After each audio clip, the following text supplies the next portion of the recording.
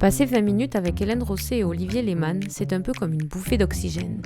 Ils étaient là, avec nous, pour parler de Josette, une vieille dame, et Mustapha, un gros matou. Avec leur compagnie, la compagnie singulière, ils finalisent leur dernier spectacle, Josette et Mustapha. L'histoire est la suivante.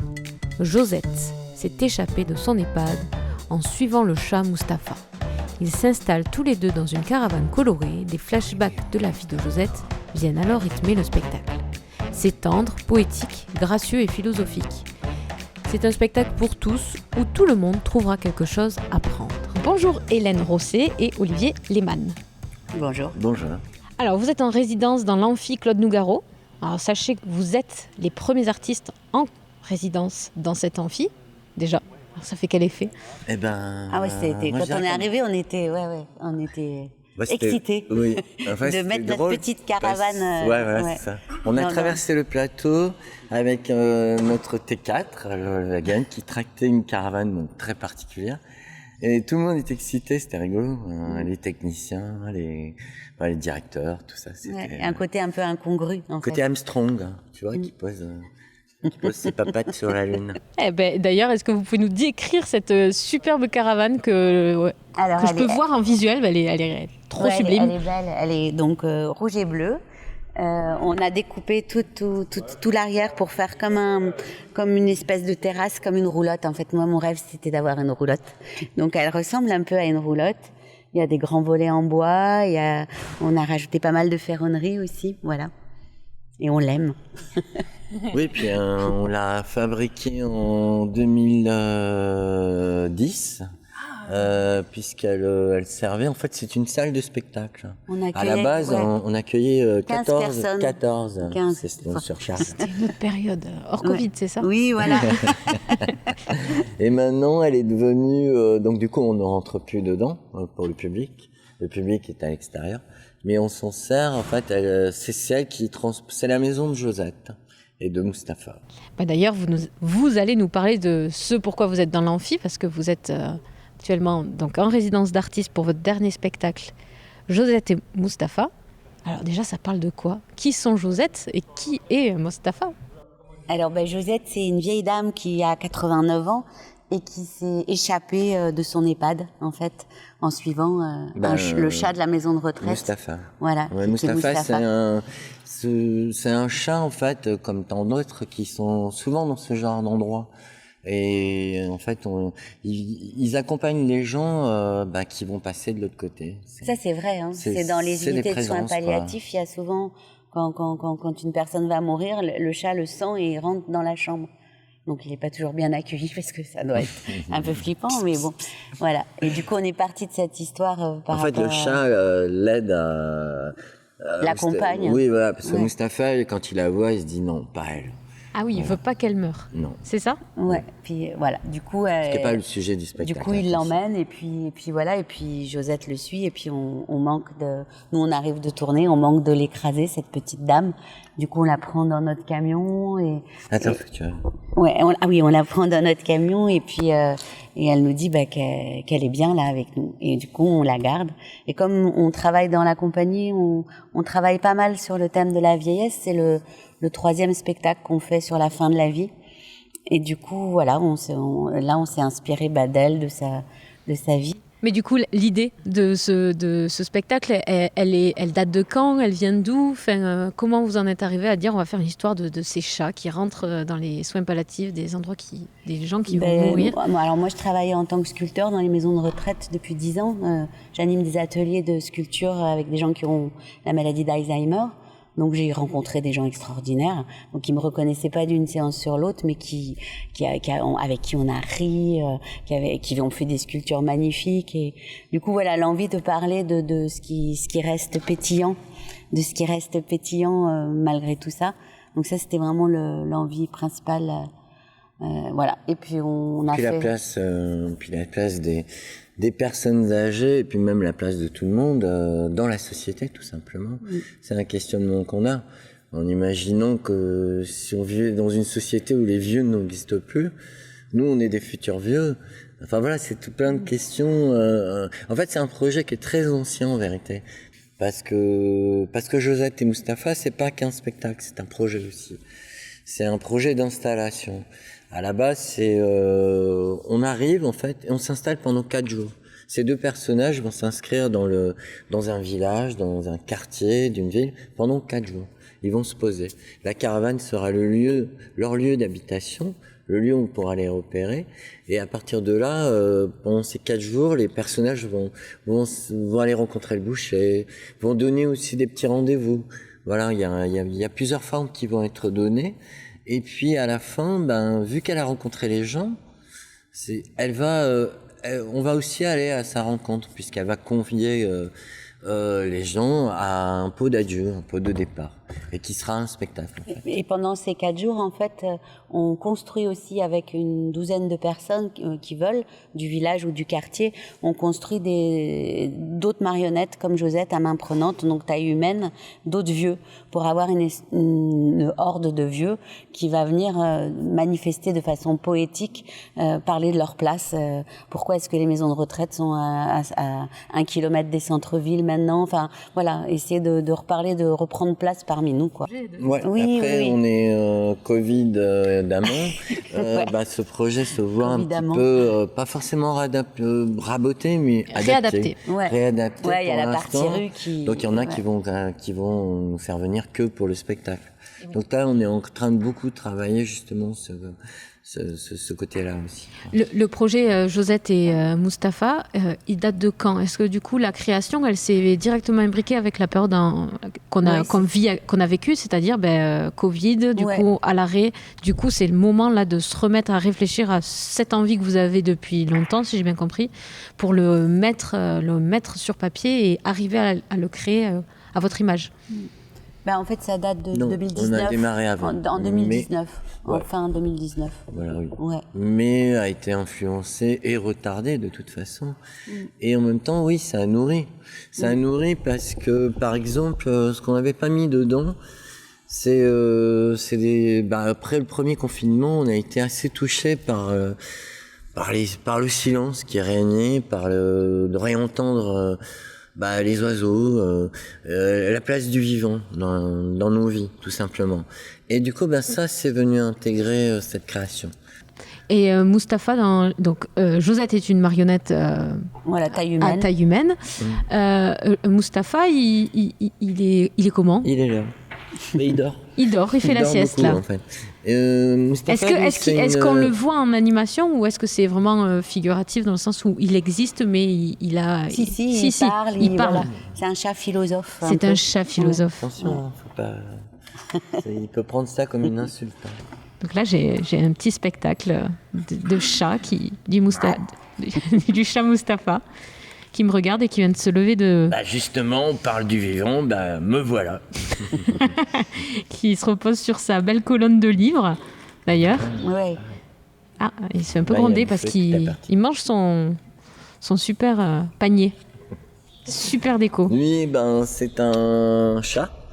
Et il représente un animal, quoi. Mais à travers lui, il représente aussi le vivant, quoi. En fait. Mais vous le faites parler. Ce que je veux dire, il a du... Josette le comprend pas, mais le public nous le comprend. On comprend pas. En fait, Hélène, Josette et moi, nous, on comprend pas ce qu'il dit. D'ailleurs, on n'est pas sûr de comprendre, même si on l'écoutait. Je suis vraiment curieuse de l'entendre parler, ce Mustapha, du coup. C'est un personnage qui vient un peu comme un espèce de... comme le chat d'Alice, un petit peu, sans prétention. C'est un brin philosophe, quoi. Il vient un petit peu élever le débat, quelque part.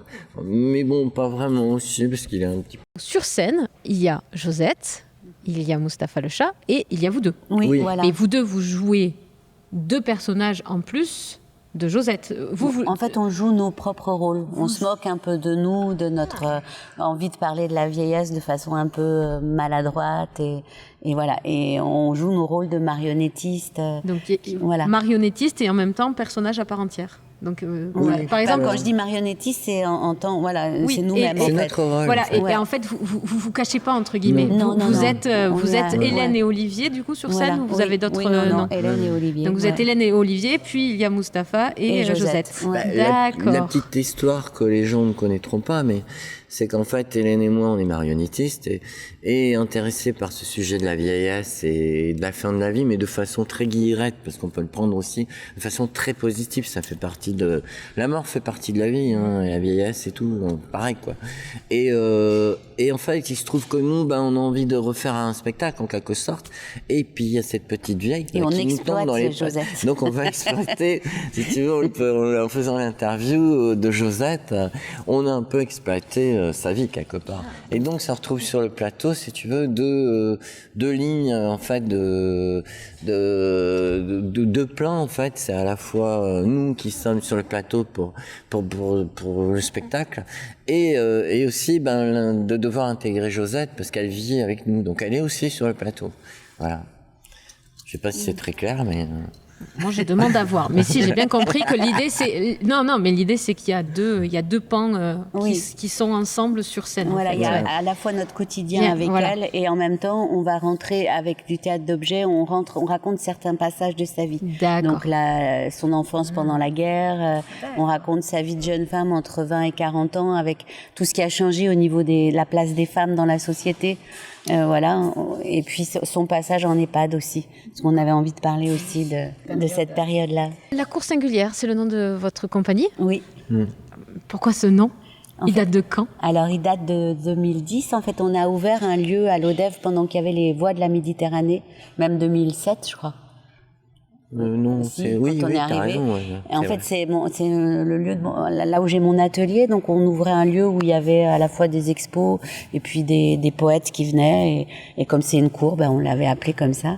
Et du coup, on l'a gardé parce qu'on aimait bien ce qui s'est vécu dans ces murs. Du coup, on a gardé le nom pour la compagnie. Parce qu'en fait, on a fait de la marionnette un peu par hasard, enfin, comme ça, par plaisir. Et on ne pensait pas du tout... Vous n'êtes pas marionnettiste au départ? Non, ça fait que 10 ans. On est des jeunes marionnettistes, même si ça se voit pas. Ouais. Mais du coup, vous avez appris sur le tas à manipuler, vous avez fait des formations? Ouais, en fait, on est parti d'un texte de Gaston Coutet, qui est un poète anarchiste du siècle dernier, qui parle aussi d'une petite vieille enfermée dans sa ferme, et ses enfants attendent qu'elle crève pour l'héritage. Du coup, on est parti de ce texte-là en faisant une petite marionnette, et ça a très bien fonctionné. Mais on savait pas que c'était un métier, qu'il y avait des festivals. Donc ça, c'était au tout début, quoi. C'était en 2010. Ouais. Et puis du coup après on a fait ce spectacle et on a été programmé. Du coup après on s'est formé un peu le week-end. Enfin on était trop vieux pour faire des écoles, mais du coup on a appris. Puis c'est un milieu très solidaire. Puis on bossait à côté aussi. En fait on a eu beaucoup de regards d'autres marionnettistes très chouettes. Ouais. On trouve que c'est un milieu bien douillet pour ça. Du coup l'intérêt de travailler la marionnette, vous y avez trouvé quoi vous comme déjà de pas être, on n'est pas confronté directement au public, on est derrière. On peut à la fois, on bidouille, on fabrique. Donc il y a tout ce côté plastique qui est important. Artisanat. C'est artisanal, quoi. Ouais. Et moi, ce que j'aime, c'est qu'on emmène des adultes dans un rêve collectif. En fait, on fait le travail ensemble avec le public, de se dire que ce bout de plastique, en fait, c'est une personne, quoi, qu'il soit petit ou grand. Et ça, c'est magique de pouvoir jouer, en fait. Mais d'ailleurs, parlons-en de ça. La marionnette pour adultes, je crois que dans l'esprit des gens aujourd'hui, la marionnette, c'est quand même beaucoup pour les enfants. Ça change quand même. Mais justement, vous portez... nous, tous les spectacles qu'on a fait, c'est pour adultes, en fait. Et c'est vrai que c'est en train quand même de changer. Mais oui, c'est vrai on nous renvoie toujours un peu ça, mais mais ça bouge quand même. Oui, il faut savoir que la marionnette, c'est pas Guignol. En fait, Guignol, c'était pour adultes aussi. À la base, politique la marionnette, c'était un peu comme le côté bouffon du roi. Enfin, tout ça, l'histoire, c'est qu'en fait, un peu les Guignols de l'info. Les Guignols sur Canal, c'était ça, en fait, la marionnette au départ. Puis après, je crois qu'il y a eu la guerre ou tout ça. Et donc, quand ils ont remis en place la marionnette, ça a été pour les enfants. Et le truc, c'est que c'est rentré dans l'inconscient au niveau des gens. Et on est toujours en train de faire une pas une guerre, mais voilà, de tout le temps expliquer, parce que les gens sont toujours surpris. Et comme ici, des fois, il y a des endroits, ils nous laissent les enfants, ils se barrent, quoi.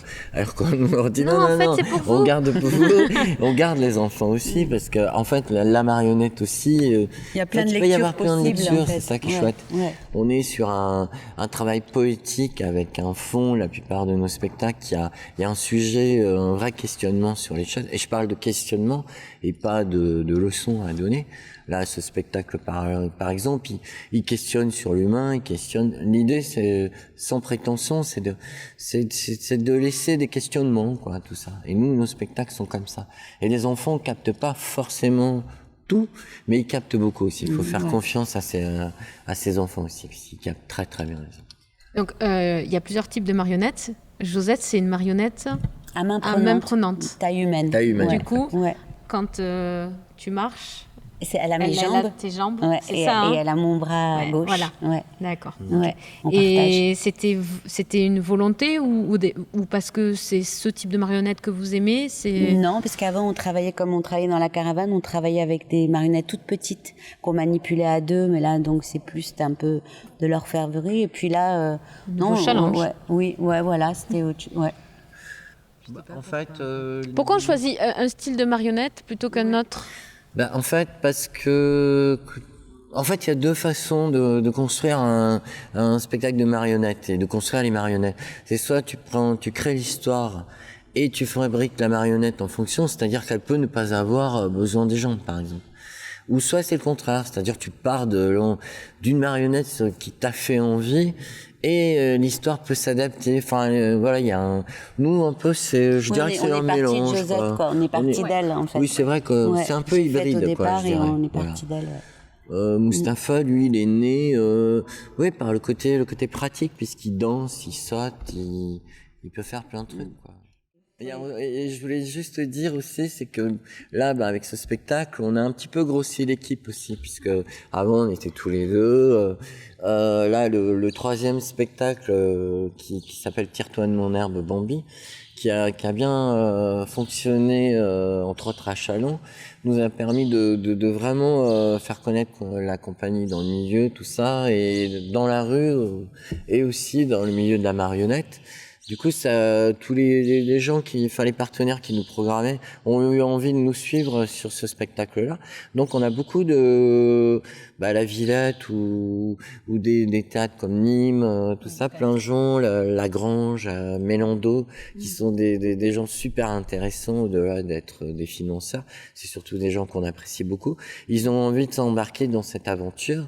Et on a grossi l'équipe avec Servan au niveau technique, et puis aussi Marina qui est au niveau de la production.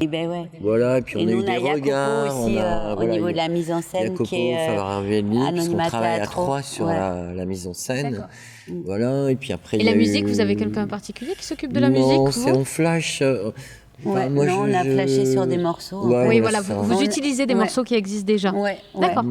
Et après, on écoute de la musique comme tout le monde, mais ce qui est rigolo, c'est qu'il y a cette case dans laquelle, moi je sais que je range des musiques comme ça, et puis au moment opportun, tiens, il y a ça. Et après on utilise aussi des sons. On utilise, moi je siffle beaucoup par exemple. Je peux utiliser le sifflement aussi, des choses comme ça aussi. Et il y aura des petits passages où il y a Josette qui fait de l'accordéon un peu aussi. Oui. Mais bon, pas super bien, mais elle fait de l'accordéon quand même. Voilà. Eh bien, je vous souhaite quoi là pour les semaines, les mois qui viennent? Vous en êtes toutes de jouer. Surtout parce que le problème, je me doute. Mais du coup, vous en êtes où du stade de création là? Vous êtes sur la fin. Et puis en fait, on a appris que tout était reporté en octobre. Donc là, normalement, la première sera le 4 juin à Nîmes, organisée par le théâtre du Périscope. Mais c'est pas sûr. Et après, ça renverrait du coup le 9 juillet à la Grange. Le 9 juillet à la Grange, là, donc au Cos de la Selle, c'est Bouillon Cube. Et qui font un travail formidable. En tout cas, merci d'avoir répondu à toutes les questions. Je vous souhaite bon vent à Josette et Mustapha. Ah bah oui. Merci. Merci. C'était Hélène Rosset et Olivier Lehmann de la Cour Singulière.